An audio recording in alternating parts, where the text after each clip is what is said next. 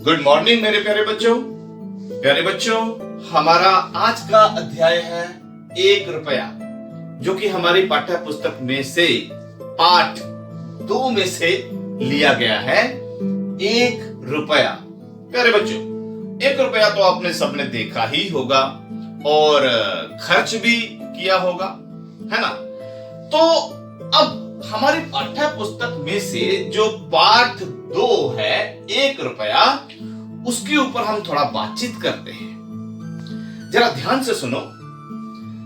ईश्वर चंद्र विद्यासागर जी एक बहुत महान, बहुत नेक, बहुत ही गूढ़ ज्ञान वाले व्यक्ति थे। ईश्वर चंद्र विद्यासागर जी एक बार कहीं सैर कर रहे थे।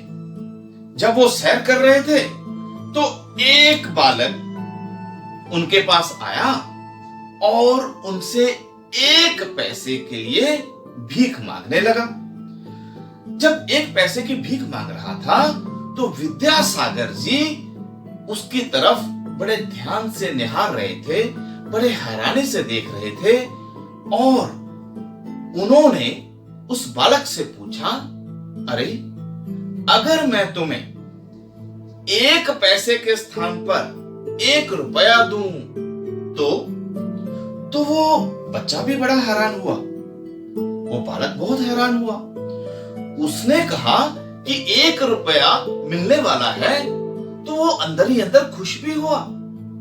तो उस बालक ने वादा किया कि अगर 1 रुपया मुझे मिलता है तो मैं भीख मांगना बंद कर दूंगा। जब ऐसा कहा तो विद्यासागर जी को यह बात अच्छी लगी। उन्होंने अपनी जेब में से 1 रुपया निकाला और उस बालक को दे दिया। अब उनकी महानता यह थी कि वो इस बात को भूल गए। समय बीतता चला गया। जब काफी दिन बीत गए तो विद्यासागर जी एक बार फिर वहीं कहीं सैर कर रहे थे।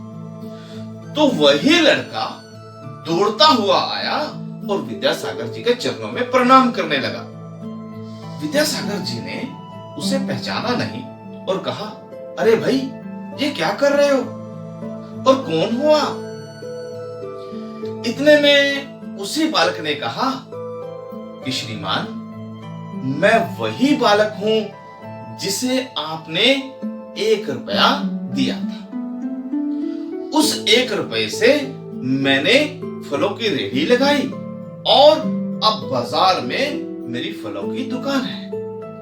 और उसी बालक ने विद्यासागर जी को अपनी दुकान पर आने के लिए विनती भी की। तो ये एक कहानी थी, 1 रुपया। अब इस कहानी से हमें सीखने को क्या मिलता है, इस कहानी का मुख्य उद्देश्य क्या है, हमें इसके बारे में जानना है। क्योंकि हर कहानी, हर गीत, हर कविता के पीछे कोई ना कोई उद्देश्य है। अब इस कहानी में विद्यासागर जी, उनके जीवन से हमें क्या सीखने को मिलता है कि वो बहुत ही विश्वास करने वाले व्यक्ति थे, दूसरों पर दया करने वाले व्यक्ति थे, दूसरों की मदद करने वाले व्यक्ति थे। दूसरों का दुख देखकर उनको दुख होता था। तो ऐसा चरित्र हमारा भी होना चाहिए। विद्यासागर जी जैसे गुण हमें अपने में ग्रहण करने चाहिए। और अगर हम उस बालक की बात करें जो भीख मांग रहा था, तो उस बालक के जीवन से हमें क्या शिक्षा मिलती है कि किए हुए वायदे को पूरा करना चाहिए। और उसने किए हुए वायदे को पूरा किया, मेहनत की, आगे बढ़े।